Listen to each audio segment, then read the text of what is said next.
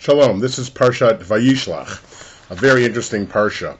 When we last left Jacob in Parshat Vayetze, he had the magnificent dream of the ladder that reaches from the heaven to the earth, and he now moves to Parshat Vayishlach.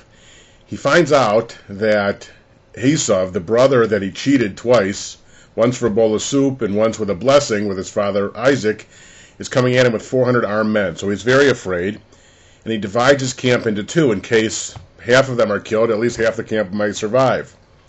And then he decides to send presents to Esau with his servants and to try and beg for forgiveness.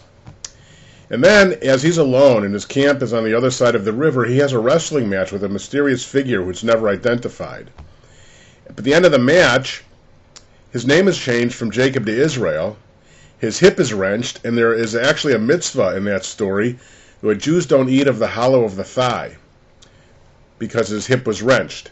Now, in legal terms, that's the sinew, and butchers' shachtim from the Ashkenazic world never poured the sciatic nerve, so they simply cut off the hindquarter of the cow.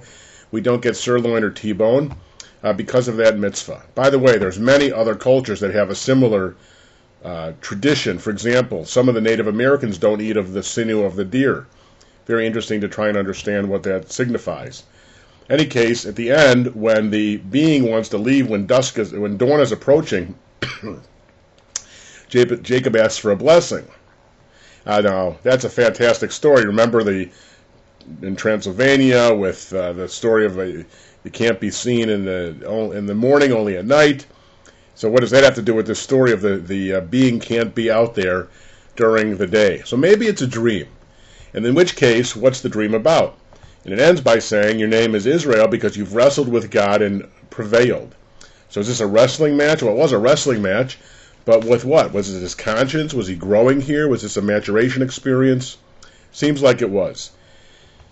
Because then, what happens is, he reconciles with his brother. He meets his brother Esau. Esau comes off as more of a magnanimous character there. He doesn't want the gifts, but Jacob insists. They kiss and make up, and you have a reconciliation story. Then the last story in the Parsha is really a very disturbing one. There's one daughter of Jacob named Dinah, and the men of Shechem want to marry her.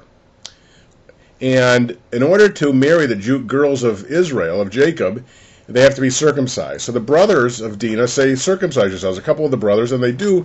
And while they're recovering from the circumcision, the boys kill them. And Jacob is just furious.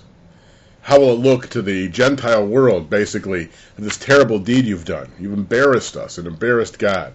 A very disturbing story. And that's how the Parsha ends.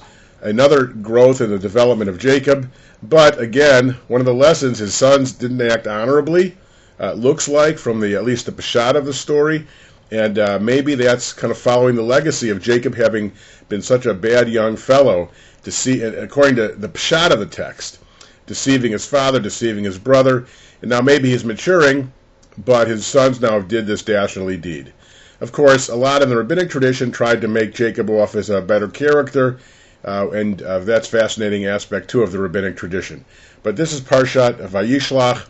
These fascinating stories, and of course the drama of the wrestling match. And the lesson, I think, for all of us is when we wrestle with ourselves and our conscience and listen to that still small voice telling us to do the right thing, we should listen to that voice. Of course, we don't always. It gets us into trouble generally. But the conscience that God implanted there, the small voice saying, do the right thing, we hope we will prevail with that voice and the conscience that we have. You call it the Yetzer HaTov in Judaism, the good inclination, resisting the Yetzer Hara. If indeed this was a wrestling match between Jacob and himself. Now it's possible it was also a wrestling match with another being. And we have to explicate that idea too, unpack it. What is it that this extra being was all about? So this fascinating Torah portion, Parsha Vayeshev.